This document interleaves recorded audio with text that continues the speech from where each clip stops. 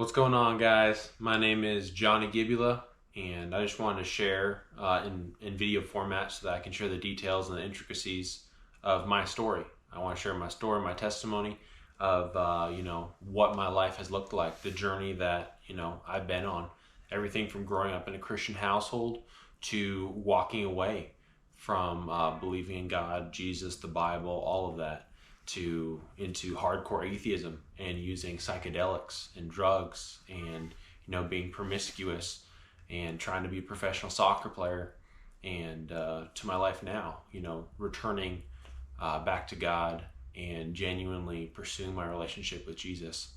And just want to let you guys in. Hopefully I can help encourage some of you, and even some of you who are lost and you're not sure which way to go for truth. Hopefully I can share and encourage you in some things, and whatever comes out of it, I hope it blesses you. So to start off, my whole upbringing, I grew up in Indiana actually, and I grew up there until I was 13, and then my family actually moved out to the state of Washington, in the Seattle area, for my dad's job and just for some health issues that my parents were going through with allergies and whatnot. And we moved over to Washington to make sure that they could be pursuing their health and be in a healthier environment without pollen and whatnot. So I grew up in Indiana until I was 13, moved out to Washington, and the whole time I grew up going to church. I grew up reading the Bible, going to Sunday school. When I started to get older, in my teenage years, I started going to youth group, just growing, went because of my friends. And there would be little bits of me that would, feel some kind of connection with God or some kind of higher power, but it was never genuine on my part. I learned about it. How I describe it is I had a head knowledge of God and Jesus, the Bible, but it never really changed me. I was just doing it because that's what my parents told me, and that's all I knew. And it was never like, do you want to follow or do you not want to follow? It was just kind of like they were leading me and guiding me. They did an awesome job to the best of their ability. My parents did. But yeah, for me, it wasn't, it was never genuine on my part. It was at about 14 years old, I just turned 14, that I started playing soccer. And I started getting very passionate about soccer very quickly. It kind of consumed me kind of out of nowhere. And I decided very quickly when I first started playing that I was going to be a professional soccer player. That became my new identity. I adopted that, and every day I would be training. As soon as I made that mind shift to I'm going to be a professional soccer player, that was my goal in life. And that's everything that I did. It consumed me. And that's what I did every single day, 3, 4, 5 hours a day, even every single day. So I continued, playing soccer and training very, almost religiously every single day. I would have about 1 to 2 days off a year just for like Christmas or something. But I started getting really paranoid and almost like just so anxious about not training enough. And I was so worried because this every day that I wasn't training, I was worried that someone else was getting better. And I had started so late with soccer as well. I didn't start playing until I was 14, like I said. So I was just completely obsessed with making sure that I was progressing as quickly as possible to, achieve that goal of a professional athlete. And I started playing, all through high school with different clubs, various clubs. And actually for my senior year, instead of playing for the local high school team, I actually went to a semi-professional tryout that was in the 4th division for in U.S. soccer, and it was USL League 2, and I went to the tryouts. I had just turned 18, and then I was invited back for the invitational tryout, and in that waiting period, waiting to hear back from them, I was in the process of trying to figure out if they were going to get back to me, but then also if they weren't, then I need to go play high school soccer for my senior year. So I was going back and forth trying to, just wait it out to see what would happen. And luckily, about a week before I had to make that decision if I was going to play for high school, I was contacted by that club, and they invited me to come and start doing the preseason with them. So that was perfect timing, and I joined them there. They gave me an apartment to live in there, and I'm just training with really high-level athletes. Basically, for the 4th division, the way it works is they generally play throughout the summer, and they recruit all the best D1 athletes and Division II athletes throughout the summer while they're in the off season to stay in shape. And so I continued to play with them. After 3 weeks of that preseason, they actually offered to sign me so I could stay on and keep training with them. I wasn't getting a lot of game time by any means, but just training with them every day, it really, really helped me progress. And so that's that part. And then throughout that time playing through the summer, I was in the contact with some various schools. There was a Division I school in Canada that I had been talking to, but some stuff fell through where they couldn't approve some of my transcripts. And long story short, I decided to play for a local community college there at TCC, for Tacoma Community College. And I decided to go to their open tryouts. It was 2 days right after that summer league ended. So I went right there. I went to their tryouts. The coach liked me, so I decided to commit there. So I started playing my first year of college soccer, collegiate soccer for TCC. And keep in mind, I should give a little backstory to this. This whole time, I believe in God. I believe in the Bible. This is all I knew. I grew up believing this. Nothing had made me question, what I believed or my faith or if Jesus was real or anything like that. So my freshman year, I'm going into, collegiate sports with many different opinions and worldviews. And we're doing fairly well throughout the season in terms of success with our record and whatnot. And I start, forming really good friendships. And but my freshman year, one of my best friend's moms, right as we were going into the playoffs, the quarterfinals, was diagnosed with breast cancer. And that really threw me for a loop. And I just didn't know how to process that kind of pain. And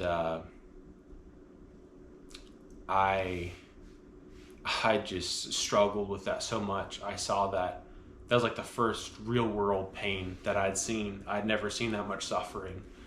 And it was so hard. And I remember going to her funeral and seeing this lady and this awesome, supposedly, Christian family,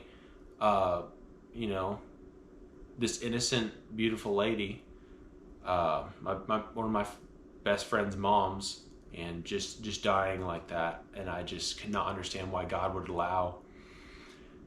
I can understand why He would allow that much pain and suffering. And I remember on the car ride home, I was going with some other teammates, but I remember making the conscious decision on the car ride home from the funeral to, I just told God, I said, I'm not going to believe in you anymore. Why would a loving God allow that much pain and suffering? I couldn't process it. I didn't know what to do. So I just 180, just turned, just went hardcore against anything of religion, anything of God. And that's the direction my life went, and I chose to go that direction. I didn't know what to do. So freshman year starting to end, we actually lose in the quarterfinals that year. I'm prepping for the next year. I'm going to be playing my second year, my sophomore year at that same college. Just go again even harder into soccer, because that's all I know now that I'm not believing in God and I have nothing else to live for outside of myself. Now my God becomes even more so soccer. I'm going to be a professional athlete. That's where I get my value. That's where I get my identity. There's nothing more than that. There's nowhere else that I get my value from. I'm a soccer player. That is me. End of story. So whenever I'd have a bad practice or I'd make a mistake, I would freak out because I'd be like, oh, what am I doing? What am I doing? I'm not good enough, whatever. And with those mindsets and not believing in God and having something bigger to live for, I quickly became suicidal. And man, it came pretty quickly. And there's some nights where I didn't know if I was going to make it alive, going to be alive the next day. And there's some various things from my past that I won't get into, but for various reasons, I didn't choose to turn to drugs or anything. All my friends around me were, smoking weed and drinking and various things, but I decided not to do that. And one of the reasons as well, one of the motivating factors was I didn't want to, make my mind, make my body any less functional. I was trying to, be sober-minded and, not doing anything to pollute my body at all or my lungs, and just making sure I'm performing at the top peak, the top level that I can. And but yeah, I was doing that, but then battling with suicidal thoughts and suicidal ideation super heavily. Even thinking about ways to end my life towards the end of my freshman year and into my sophomore year. And there's a series of events that happened that basically made me stumble across psychedelics. And I started hearing about how influential they were. And some of my teammates were taking them at the time as well. And I just started doing research on them and was trying to learn about them. And I definitely didn't want to do something that would just, get me high and take me out of reality and numb the pain. I was like, I need a life-changing thing. And from the stories that I've been hearing, people were having life-changing experiences. And I was like, well, I don't know if I'm going to be alive tomorrow. I'm going to do it. So I didn't, I wasn't just dabbling in it. I went all in. So a normal dose of, I said psychedelics, but specifically they were mushrooms, psilocybin mushrooms, so psychoactive mushrooms. The strand I ended up getting from a friend was extremely potent kind. And a normal dose is about 1.5 grams to 2 grams, somewhere in there roughly. And I took 7 grams. So I went to the moon. It was crazy. So I went to that experience an atheist. I came out believing, okay, something is out there. But into that experience, I just want to give some fair warning. For my life now, looking back, it is so clear that through taking those drugs, I opened myself up to the demonic realm and the spiritual realm. And there were things that were showed to me from demons and evil spirits that they were just trying to deceive me and to show me lies. One of the lies that was preached to me so heavily, I was super high. I had taken those 7 grams of mushrooms, and I just, the spirits, they literally sucked me. They made me think that I zoomed outside of the earth. I saw the earth cycle, and I saw this kind of like infinity sign, something. And there were these voices in my mind telling me that each religion is a different interpretation of the same thing. And knowing what I know now, that couldn't be further from the truth. But what a great seductive lie. Like, oh, everyone following Islam is perfectly the same as everyone following Jesus, to the Hindu, to the New Age spirituality. It's all okay, just love each other. When in reality, that's not the case at all. There's so many differences, but I'm not going to get into that right now. But with that experience and opening myself up to that, there were just many things that just deceived me even more. I was very misled. I came out of that experience thinking I had been enlightened. I was like one with the universe in some sense, and that like the trees were alive and like breathing, and like even like the spirits, the demons were like showing me things that I shouldn't have even known, and made me think that, oh, now you have unlocked this secret knowledge and you are above at a higher consciousness, and just same kind of same feel, kind of that new age feel that made me feel like just love people, don't judge people, and let it be.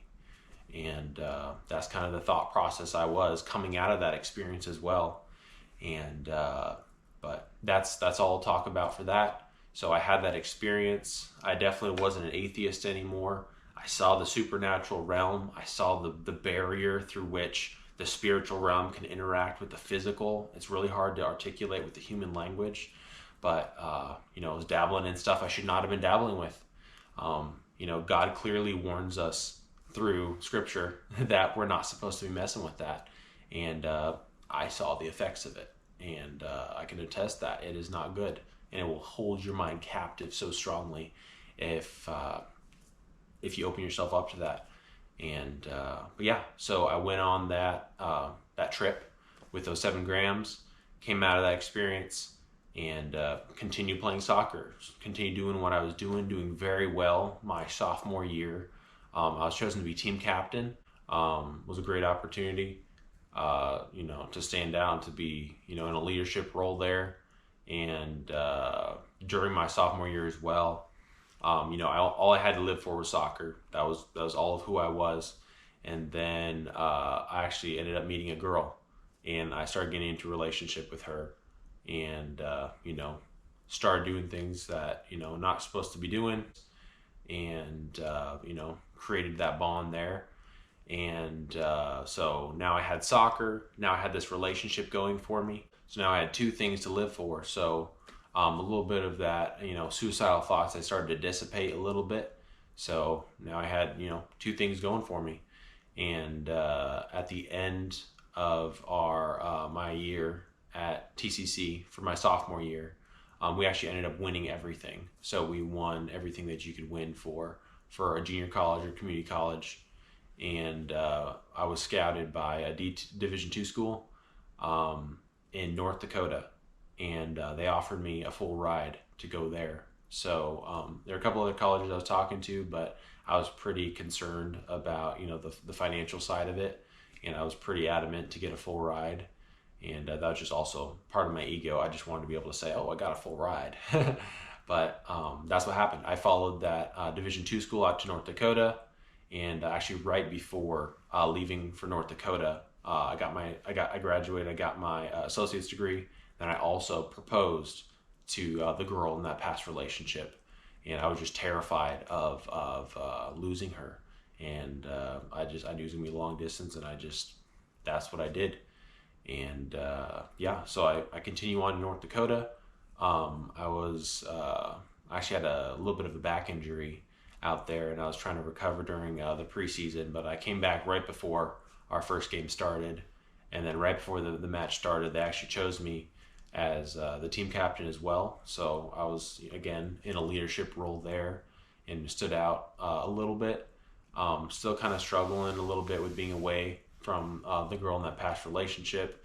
Still kind of, it wasn't the best of teams. It was one of, the more struggling teams in the Division II level.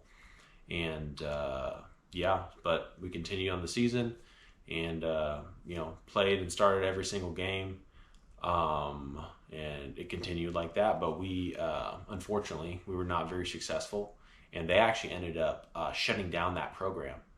And men's soccer team program that they called us in, and they basically broke the news to us right after that semester, actually. So the semester, that fall semester, my junior year, we played our season, and then right at the end of that, they just called us in and said, hey, we're cutting the program. So during Christmas break, I'm kind of in a scramble. I'm emailing all kinds of coaches, trying to see where I can transfer, whatnot. And then right before Christmas, actually, I think it was 2 days before Christmas, I get a call from Coach Nichols, who is the coach at the time. He was a coach at CMU, Central Methodist University in Missouri. And they're the best, going from the worst school, or one of the worst schools, Division II schools, to one of the best D1 private NAIA schools in the nation. I had done a little bit of research on them already, and I had reached out to them. They had won the national championship the 2 years prior to me going there, And I remember getting the call from him. I answered. He said, "Hey, is this Johnny?" And I was just asking who it was. And after he said who it was, I got scared and I hung up. And I was like, "What?" So I whipped out my phone, started Googling. And I was like, "This is that school. This is that school. The best school in the nation." And I was like, "What the heck?" So he calls back again. I start talking to him. He's like, "Oh yeah, I don't know if it got cut out there." I was like, "Oh yeah, I don't know what happened." And anyway, long story short, I'm able to transfer to that school in Missouri. And during that process, so there was like a couple of weeks there where I had free. I was actually able to visit my grandparents. My grandparents in Indiana, and they were actually missionaries in Brazil for 35 years.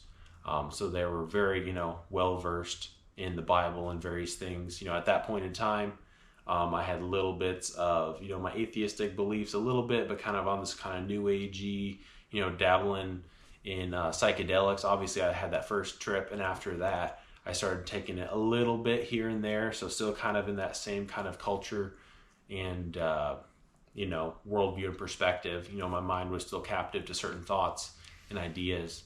But after visiting with them for a few days, I just bombarded them with so many questions, so many concerns I had with Christianity and whatnot, and they tried to answer all of my questions to the best of their ability. And so from that point, I was going to continue on down to Missouri, so that school in North Dakota. I finished up there that first semester, and then I went over to my grandparents in Indiana, and then I continued down to Missouri for my second semester of my junior year, and then also I'd be playing there my senior year for CMU. Right before getting to CMU, my grandma said she had heard of the school that I was transferring to, and she said that one of her really good friends, her granddaughter, had actually gone to that same school, and that she had been involved with a church down the road called Faith Family. And she was like, "Hey, would you mind checking out that church for me?" And I was just like, "Okay, sure, Grandma," just to, appease her. I hadn't been really in church in like years and years at that point. And, I transferred to that school. And after the first week or two, I don't think I went the first Sunday, but the next Sunday after that, I decided to go. I was like, "Hey, I haven't been to church in a while. My grandma wants me to do this. Okay, I'll go." And so I drove up to church, walked in the door. The first thing that happened was this little lady comes up to me. Her name's Linda, and she just comes up and gives me a big hug. And she just really genuinely showed that she cared about me. She didn't even know who I was. And that was the first thing. Like, people genuinely loving me. That was the first thing that started to soften my heart, because I had all these walls that were built up. I went through that pain with my really good friend's mom dying. I saw all that firsthand. I saw how hard that was for them. Just various things that I went through with my childhood that I just didn't share about. I was so mad at God. I was claiming to not believe in him for, a portion of my college days. But if I'm mad at him, how can he not be real if I'm mad at him? But I just had all these walls and this bitterness towards him. And even after I decided to turn from God, I turned even more to the world, to sin, to, looking at things online that I shouldn't have been looking to, getting addicted to things, to drugs, to various things. And don't even get me started on my ego and my identity and my pride and the narcissism that I lived in, and just so self-absorbed and self-consumed with who I was and how people saw me. And, "Oh, Johnny the soccer player, he's good, he works so hard," whatever. And it was just, but Linda at that church, she comes up to me, gives me a big hug, and just genuinely shows me that, she cares about me. And, I go in there, sit in the sermon.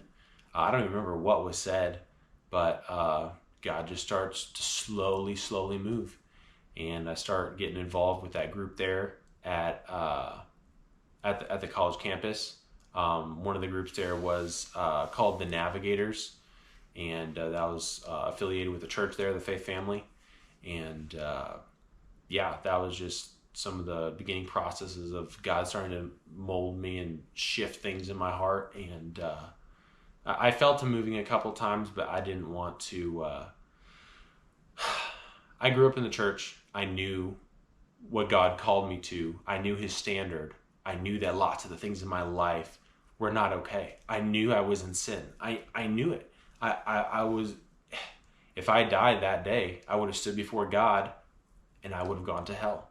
I would have nothing to say. I knew I was guilty. My conscience bore witness that I was completely wrong in every area of my life. And there was one day I was walking back from soccer practice, probably within a month or so of getting involved with that church. And I was coming back from soccer practice. I was listening to, all the secular music, Drake, Travis Scott, 21 Savage, just, music full of sex, drugs, and shooting people and all that. And this song comes across on my headphones, practice just finished. I always had my headphones on walking back to my dorm. And this song comes on by Lecrae. Lecrae is a Christian hip hop artist, one of the most well-known Christian hip hop artists. It's called Take Me As I Am. And the lyrics just start playing, and it started just getting to me.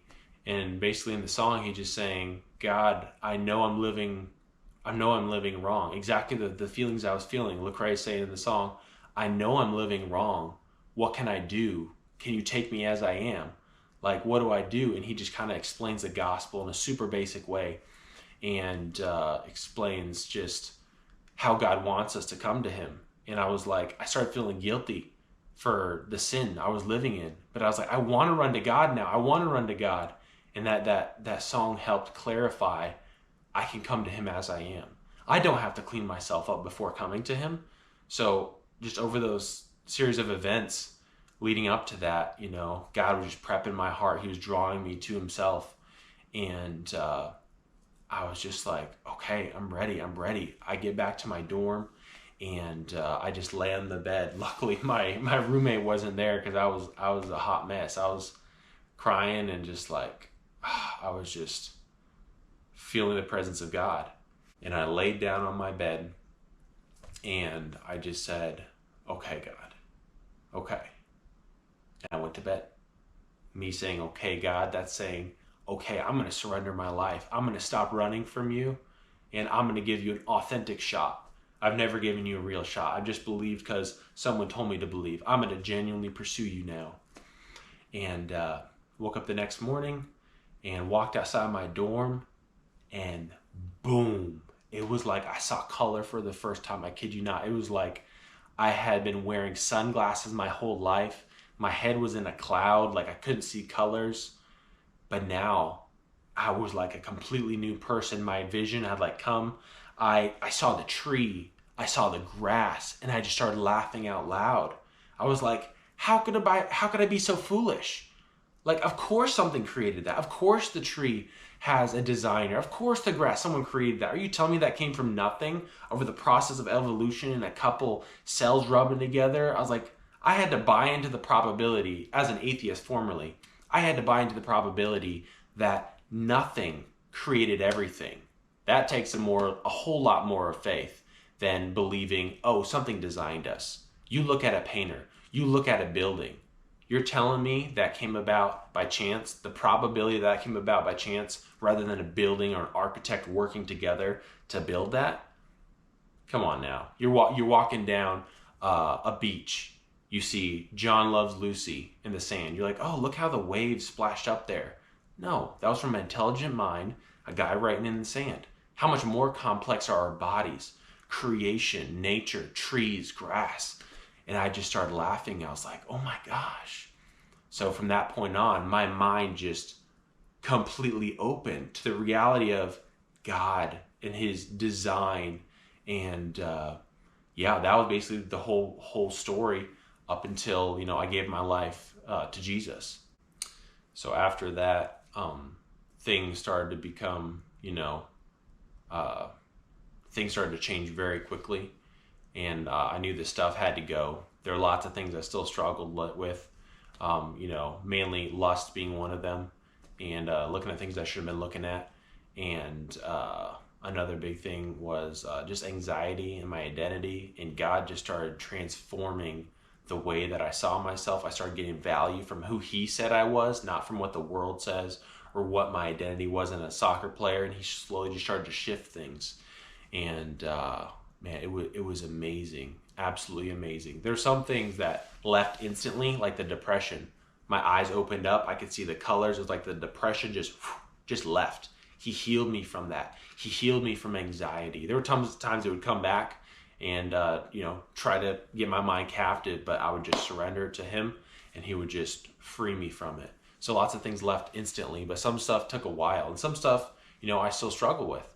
And one of them, for the first 3 weeks or so of finally starting to follow Jesus, I used to use a lot of language, F-bombs, S-words everywhere. So for the first couple of weeks, I'd been radically encountered by God. I knew I was forgiven. I knew what the Bible said about salvation through Jesus and what He did on the cross, and me putting my faith in Him.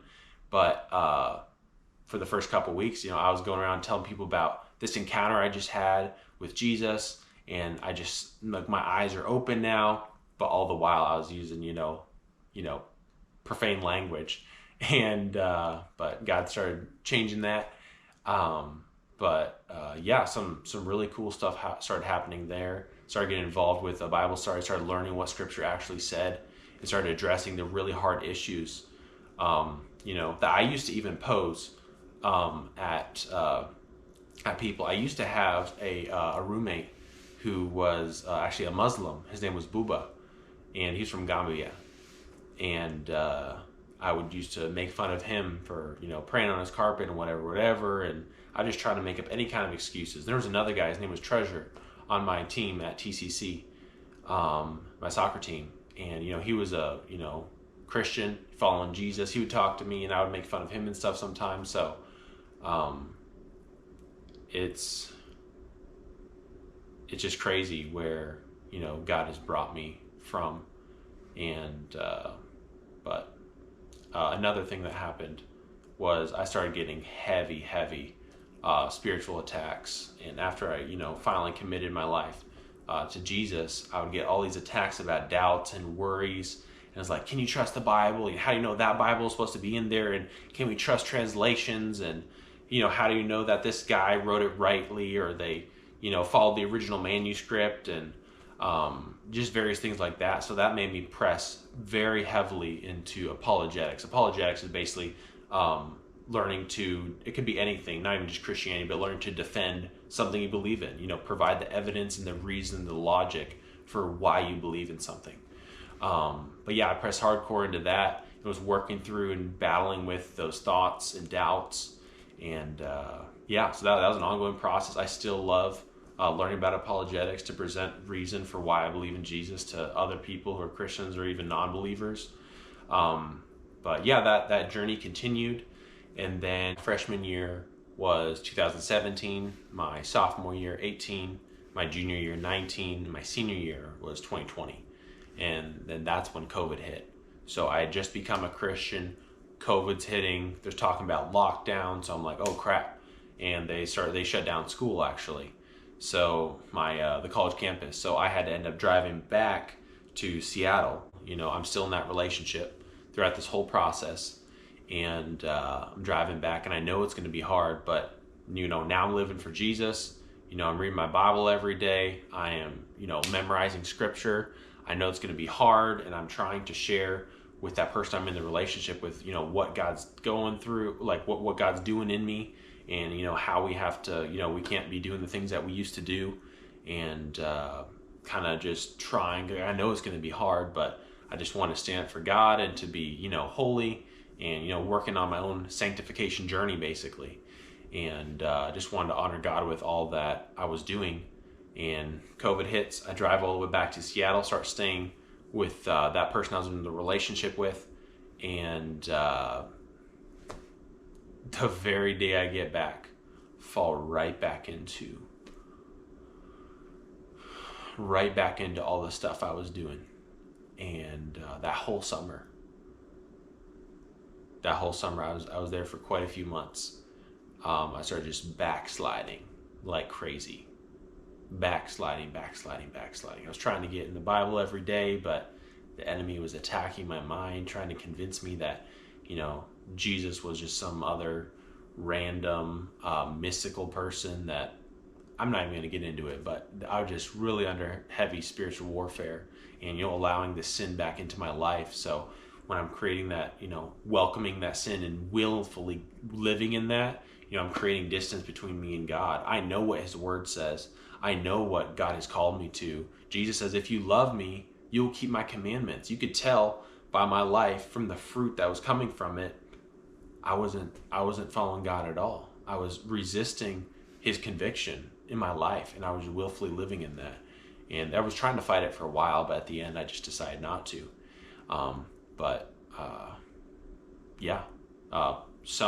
Summer ends, I go back to school.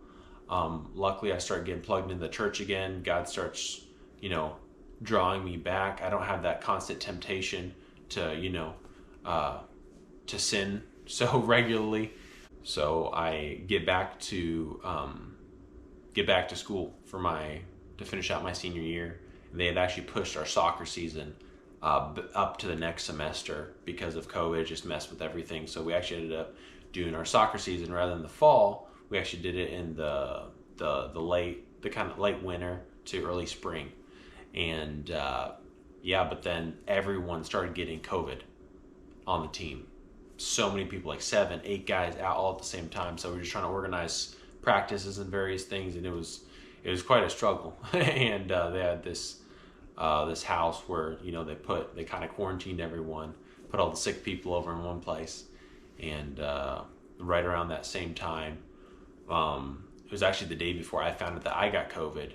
I actually found that that my friend I talked about before, Booba, he was actually my roommate for 2 years and my teammate for those 2 years as well, for playing for that junior college at TCC. And I got a call in the middle of the night from one of my best friends. His name was Alan, who played with me as well. And he just told me basically that Booba had a freak accident and he died.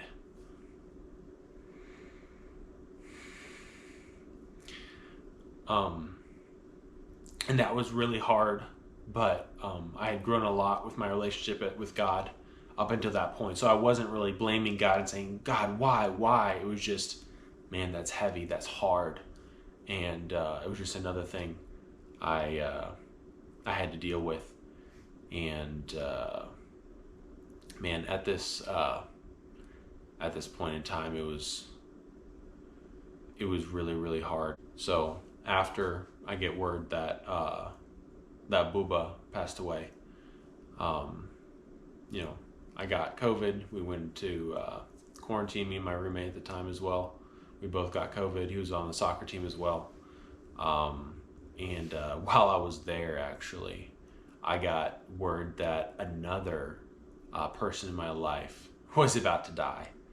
And her name was Mary. It was just a really good family friend, kind of almost like a mother figure in some ways to me, just a good family friend. She was given 3 months to live because of breast cancer. And her daughter reached out to me and said, hey, we're having a celebration of life ceremony. Just wanted to invite you. And I told my coach after I got out of quarantine, said what's going on, and he actually encouraged me to go back and to see her. So again, I fly back to stay with my fiance and her family, my past relationship, and to make sure I can go to that celebration of life ceremony. So we go to that. Super, super good. So glad I was able to go. And then basically right before heading back from that trip back to Washington for that celebration of life ceremony, that girl was basically just was honest with me. Basically, she said ever since I was away from her when I was in college, and for those 2 years almost, that she had basically fallen out of love with me, and she felt that she should just walk away. And I just did not know what to do. I started freaking out, and it was just so hard. it was so hard. God has completely healed me from that now, but thinking back to how much turmoil my mind was in, I had no idea what I was going to do. I had no idea what I was going to do. I was following God, yes, but that was the last area in my life I had not surrendered to Him. So I was trying to put God first, but I kept trying to slide Him under and make Him the foundation of a relationship, but just kept slipping out. And I was like, it had to happen, but it was so hard. And I had no idea what to do. I hopped on the plane back there. I had a layover in Dallas, Fort Worth. And while in the midst of not knowing what I was going to do, I felt like God was just speaking to me inside. He was saying, "This is home. This is home." And I was like, "What the heck? What do you mean this is home?" I was just looking around the Dallas airport, and I was just like, "What is going on?" I was coming in on the flight and to land in Dallas, and I was looking around, and I just started seeing all the houses and stuff, and just something was saying, "This is home. This is home." And I was like, okay, I don't know what that means. I'm grieving so hard right now. I'm in so much pain. I just feel like my heart was ripped in half. I don't know what that means, but I'm gonna store that away. So we're gonna put that to the side for a little bit now. But went right back to school. Yeah, that was hard. I also want to share about right when I got back as well from that visit. I actually had to reach out to a friend who was part of my Bible study, Josiah, and I had to go to, I didn't think it was safe for me to be by myself after, having that relationship end and then all the other pain I was going through. And I didn't want to do anything foolish. And I drove straight back to his house after I got home back to Missouri at CMU, and I spent the night there. But that night I actually had a lucid dream, and I was getting attacked in that dream. It felt like the last thing that the enemy had on me. Like, I was living all for Jesus wholeheartedly, but that last little thing, that relationship from the past, it was like the last thing the enemy had on me that kept me running back to sin. It kept me running back to the things of the world. But I was all for Jesus, but now that relationship was gone. It's like that chain broke, and I was all out for Jesus, but the enemy was so furious and so mad. And I could just get that sense within this dream. But within this dream, it was so real. It was the most real dream I've ever had. But in this dream, that person from my past relationship was basically demonically possessed, and she was coming after me, trying to get me to do things that I used to do. And I just kept telling her no, no, no. And it was, I won't go into detail, but it was just really, really bad. And there were some other things that happened too, where the enemy was just attacking me, and God was showing me some things that need to change in my life. And but after that, it was about a 6-month period of healing, and it very, very hard. But throughout that process, God was so good, and I'm just growing in so many different ways. And all throughout these 6 months or so, I've actually been trying out for a professional team. And there was a new 3rd Division professional team that was starting up in Indiana, in Fort Wayne, Indiana. And I went to their open tryouts.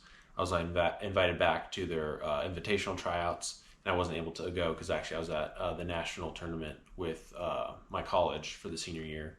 But all that is in the back of my mind, and God's still changing, transforming. He took that relationship away. He actually brought a new relationship into the picture about 6 to 8 months later, and that relationship that entered in is actually who I'm married to now. We actually met on an online dating app called Upward, and God was just moving so powerfully through there and just giving us perfect peace that, hey, this is what we're supposed to do. So we got married very quickly, but I'll get to that in a little bit. I decided to get baptized that April, and right before graduating. And that day I get baptized was a really powerful day. That's when God, showed me that I could give up soccer, and that He had not called me to that, and that He didn't want the, that was not His desire for my life. He had other things for me to do, and He just supernaturally showed me that no matter what I do, there are broken people all around me who need Jesus. Whether you know it or not, every person walking around, they're lost. They have an empty hole inside their heart that can only be filled with a relationship with God. And He just really showed me what really mattered in the scope of eternity. This life is so short. And that was the day I just had complete peace, complete breakthrough that, okay, God, I'm going to give up this dream of pursuing soccer. I've been chasing it for over 8 years at that point. Every single day, every single day, putting my body through incredible amounts of working out, conditioning, agility, plyometric, strength conditioning, watching film, like all kinds of stuff. I obsessed about it. And now, freedom from giving it up. And then, believe it or not, 2 days later, I got the email from that professional club saying, hey, after you graduate, you're welcome to come start training with us. So they didn't offer me a contract, but they opened the door. They said, hey, come start training with us, professional team. And I think that's just amazing, because God gave me the door into everything that I was pursuing. Here is the path now to be a professional athlete. But this is how much better I am. And I am so worth you giving up soccer for me. And I couldn't agree with that more. That's how truly transforming the good news is of what Jesus came to do and how He changed me. I was pursuing soccer to fulfill me, to fill that hole inside. But as soon as I genuinely started pursuing God and started growing my relationship with Jesus, everything else was so small. I finally had the joy and the contentment and the peace and the satisfaction of life that no matter money or fame or power or women or drugs or whatever, that's so small. And they're so temporary. You might be at a place in your life where all those things I just named off, that might hit home with where you're at. You're addicted to pornography. You're using alcohol in an abusive way. You're struggling with anxiety and trying to make yourself attractive from the world's perspective, and you find your identity in the way people view you, and you have this facade you put on. Whatever it may be, it's all going to leave you empty. The validation of humans, it's all going to leave you empty.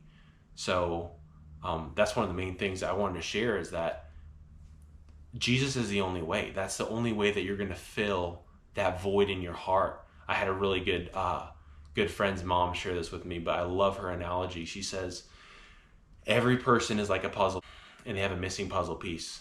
And they keep trying to fill it with all these things of the world, but the only thing that will fill it is Jesus. And He's that perfect puzzle piece. It'll fit right in. And nothing else is going to do. It's never going to satisfy. It's all going to fall out. It's going to leave you empty. But, yeah. The last thing I want to leave with you guys is that if He can do it with me, He can 100% deal with you. He healed me from depression supernaturally. He took away all my anxiety, the way I use my mouth and my words. He took that completely away. He took away all the suicidal ideation. There were even some stories that I didn't go into about the ways I was planning on killing myself, driving into a tree when that relationship ended.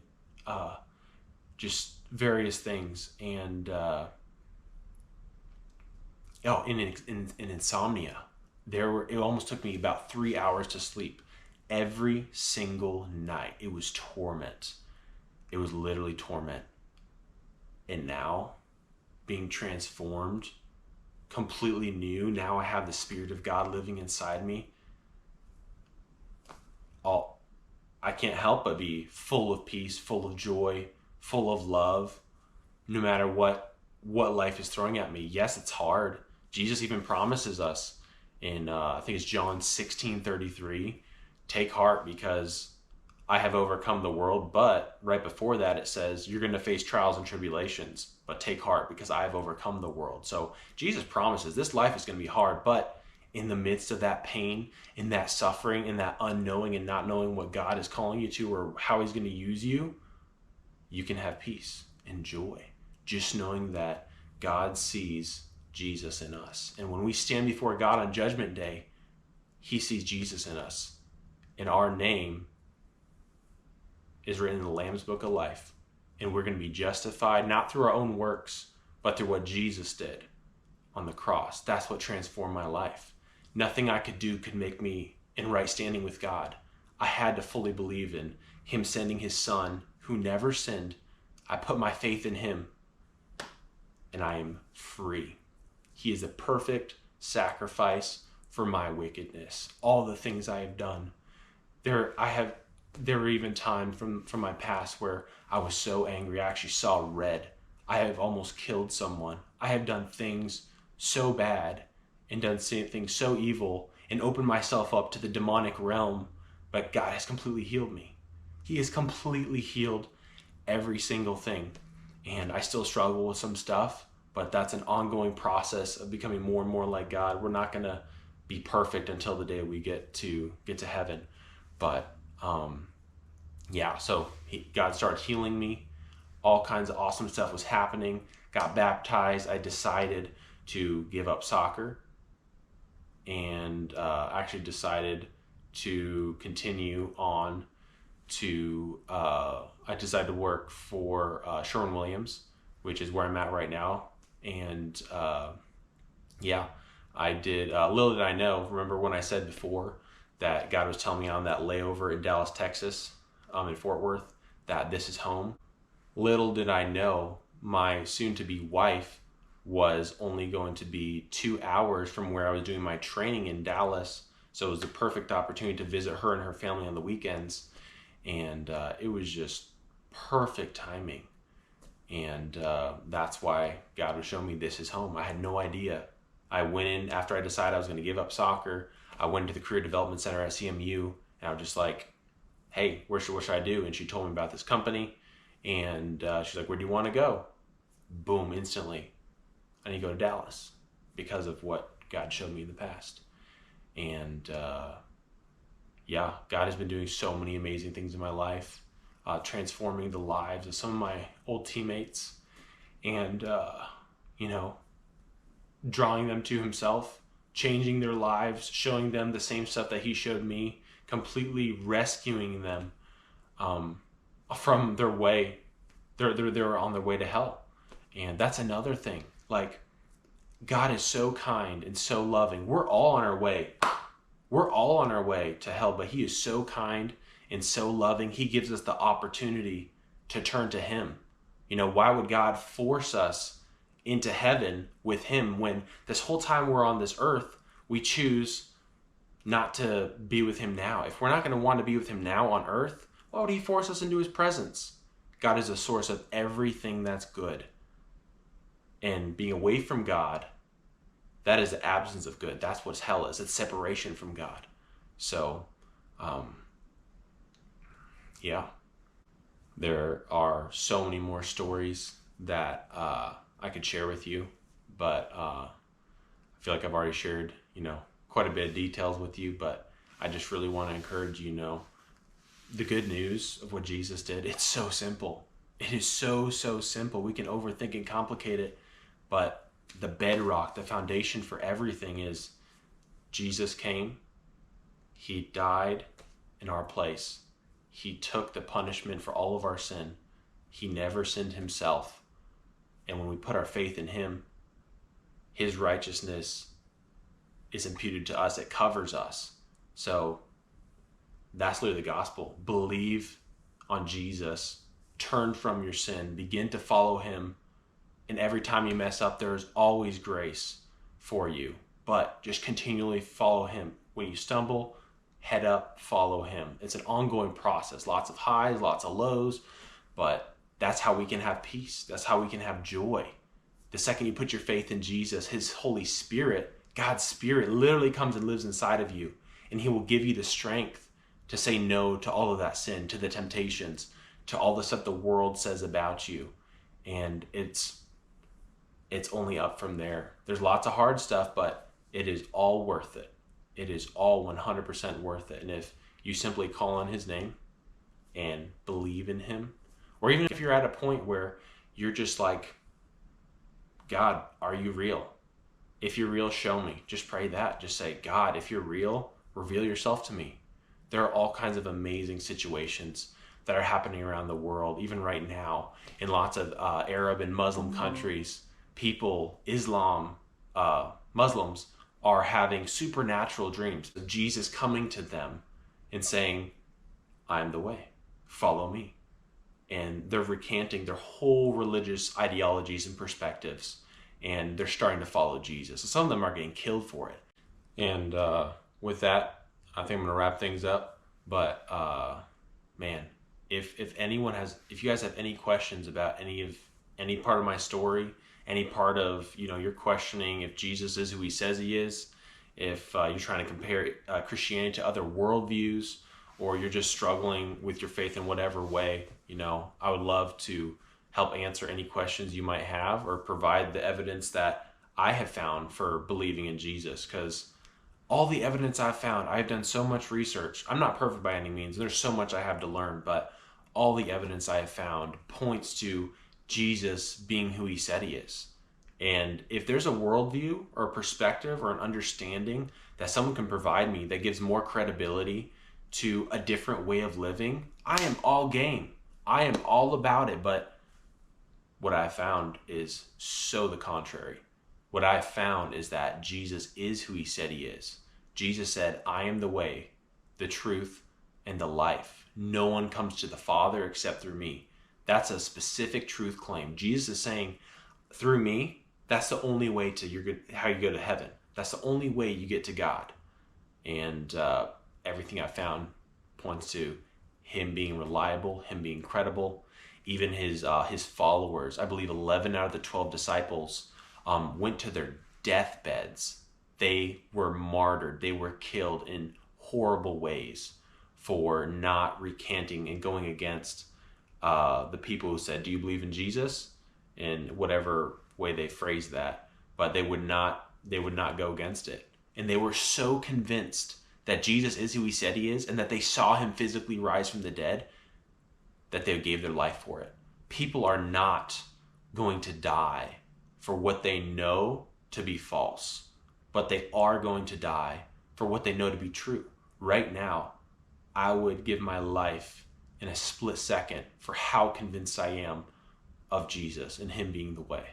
So that's all I got for you guys. Hope you enjoyed, and that's all I got.